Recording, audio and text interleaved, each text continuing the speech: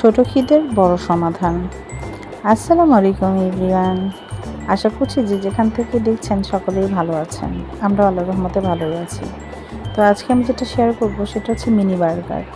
এটা হচ্ছে আমার ছেলের সকালের টিফিনে, মানে ব্রেকফাস্টে আমি এটা ওকে দেই।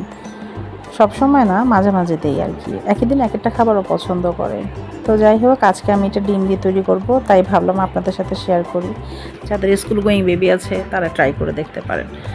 বাচ্চাদের এটা খুব পছন্দের একটা তালিকায় থাকে আর কি।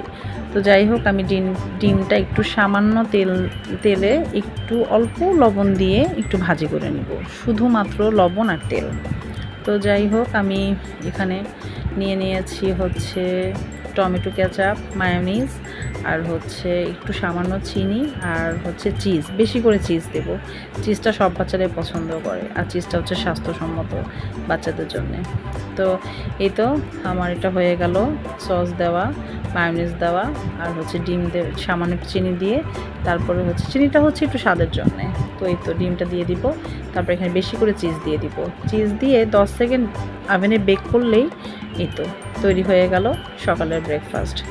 আর আমার বাচ্চা যেহেতু অনেক সকালে স্কুলে যায়, ওর জন্য এটা অনেকটা উপকারী বলতে গেলে। তো এই তো নিজেই আমাকে অনেক সময় ওর ব্রেকফাস্ট তৈরি করতে সহযোগিতা করে। তো যাই হোক, আজকে এই পর্যন্তই। দেখা হবে নেক্সট কোনো ব্লগে। ততক্ষণ পর্যন্ত আপনারা সকলেই ভালো থাকবেন। এই তো আমার বাচ্চা খেয়ে এখন রিভিউ দিবে। তো সকলেই ভালো থাকবেন, দোয়া করবেন। আল্লাহ হাফেজ।